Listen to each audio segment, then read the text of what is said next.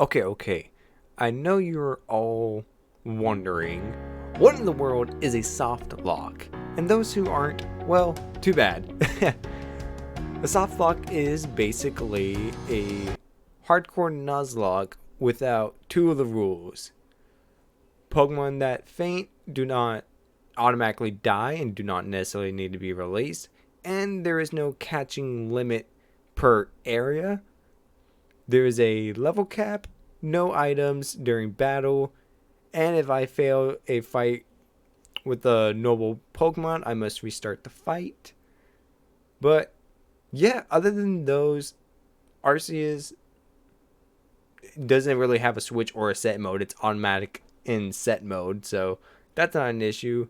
But those are basically rules. If you missed them, go ahead and check out the description. The rest of the rules will be there if I missed anything in this. So let's start with my journey. I'd start off with Oshawa, naming him Ace. Volo challenges me and I'm able to beat him. I then catch Bidoof, Starly, and Shinx to complete Captain Silene's challenge. I add Shinx to my team, naming him Binks. I then become a member of their expedition, getting new clothing. I then have a sumo match with the commander, which ends miserably. I then evolve Wurmple that I caught earlier, and earn my first star rank. Akari wants to get better with her Pokemon, so we fight and I beat her without much struggle. I then grab new moves for Ace and Binks. I then fight May, but was surprised that her Munchlax was a bit more difficult. So, attempt number 2. After losing, I evolve Mothman into Dustox, and then refight Munchlax, and this time we win without too much issues. I then fight my first alpha and boss, Cricketune, who wasn't too hard thanks to Mothman poisoning it and Ace having Aerial Ace to finish it. I then go report to the commander while also meeting the two leaders of the Diamond and Pearl clans, Adamant and Irida. I'm then assigned to go investigate Cleaver because the Pokemon be having issues. On my way, I catch a Scyther and name him Conqueror in honor of Death from my Brilliant Diamond playthrough, which you can click that card above. Binks and Ace evolve during training. I then fight Leanne and beat him, his little weak Goomy. I gain Weirdeer while Leanne and Irida gather Cleaver's favorite food. Irida then challenges me and I beat her with ease. I then fight Cleaver, which was pretty easy thanks to the giant tree acting as a giant shield. Like, they could have made the fight a little harder without that tree, but whatever. I then head to the Crimson Marshlands and catch a Ghastly, naming him Grim. What a fitting name for a ghost type. Volo fights me again, but I beat him again. I then fight Coin to retrieve the artifact. I then return it to Caliba, who then allows me to fight Ursaluna, who I have to tire it out so that we can give it the medicine and get it to calm down. Conqueror then evolves. I then use Ursaluna to track down Irzu. She is lectured and helped all at the same time. Grim evolves and I head to Litigant's Arena, which was a little harder than Cleaver because I didn't have a giant tree to help me, and it was a small space, as you can tell. That was not fun with her also just hopping around and just aerial damage all over the place. But luckily, I'm able to beat her. Yeah, this fight definitely kept me on my toes and gave me quite a bit of Monster Hunter vibes. In fact, this whole game gave me Monster Hunter vibes. I eventually quell her. Binks evolves into Luxray and Grim evolves into Gengar. Irida then challenges me again. Luckily, Conqueror is able to beat her. I decided to use a Vulpix I caught and she evolves and I name her Kushina because if you know, you know. Ace then evolves into Samurott. I find Paulina, who explains about the previous lord and how to get to the Fire Spit Island. I head to Iskan's cabin and he tells me to catch a Dusclops, so I do that. I then take Dusclops to Iskan and we make Basculegion's favorite food. We then summon the Basculegion just for these annoying bandits to steal Paulina's Growlithe. Ugh. I find the bandits and fight them all, which only charm was a little hard, but not at the same time. It was kind of weird, but either way. The tiny Growlithe evolves and becomes frenzied. Yay! Which was an intense fight, with him constantly wanting to charge at me and then randomly using his fire types, but eventually he is beaten. I report to Commander Komodo and meet Melly, who's honestly the worst character. Like, if you played this game, you'd understand. But let's just say this character is a whiny freaking baby. Oh my gosh. I then fight Adamant to show Melly my strength, as if it mattered, because he didn't give a crap. I gain my 4th rank, then meet Ingo, who guides me to Sneasler. On my way, I get a Gibble and fight Melly because he's being a baby about me helping Electrode. Like, why is this dude a warden? He sucks at his one job. I beat him without any issues.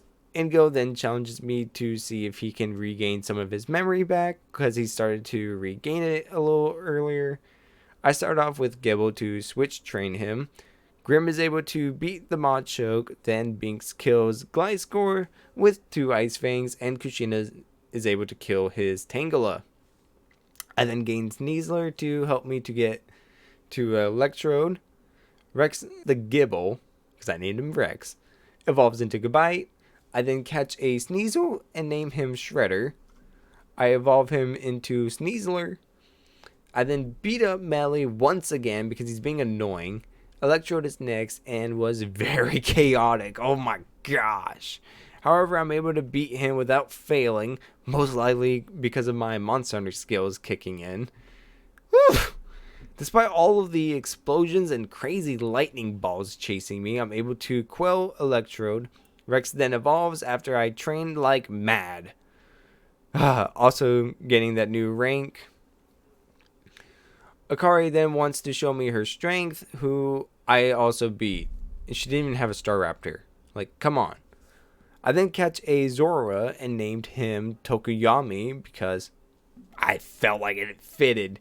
A dark character. How would it not fit a ghost type? After some training, he evolves. Garrick challenges me and wasn't too hard, to be honest. Due to, let's see, I have every Pokemon that can kill ice types, so, and ice is really not that great of a typing, so enough said. Sabi then challenges me after having me chase her all over the place at the temple with 3 Pokemon at once. A freaking Rhyperior, Electivire, and Magmortar. That's a little extreme. Conqueror is able to kill Magmortar. Rex is then able to kill both Electivire and Rhyperior without much issues. Then Bravery wants to fight me and gets one-shotted by Conqueror. Surprise. Avalugg is next, and oh my gosh, I was not expecting this thing to be this freaking huge. Like, they said it was the biggest out of the normal Pokemon. No, this thing is a giant. It's humongous. It's unrealistically big. Like, it's so unrealistic. But either way, it takes me 3 attempts to beat him, mostly due to his attacks being very space-taking. Like, it's a small area. You're having to fight him. You're on like a cliff. And that even has like small space with his wide-spreading attacks all over the place. Like, it was honestly, I actually was happy that it was a lot harder for being the last noble Pokemon. But eventually he does calm down. With the last noble calmed, the sky then becomes very apocalyptic, and Komodo, the commander, decides to banish me with a bullcrap excuse. Anyways, like, how is it my fault? Excuse me, I fell from the sky that Arceus just kidnapped me and threw me into a whole new world. Excuse me. Anyways, Volo comes to my rescue and brings me to a lady who informs me that I need to go after the Lake Trio to make the red chain. So I do just that. Mesprit is first, and I just had to beat an Alpha Gudra and then share my feelings with it. Yuxi had me answer a stupid riddle, which I just had to punch in the right answer. Azev was even more annoying, but eventually gives me his item by making me show my stamina or something like that. Something stupid.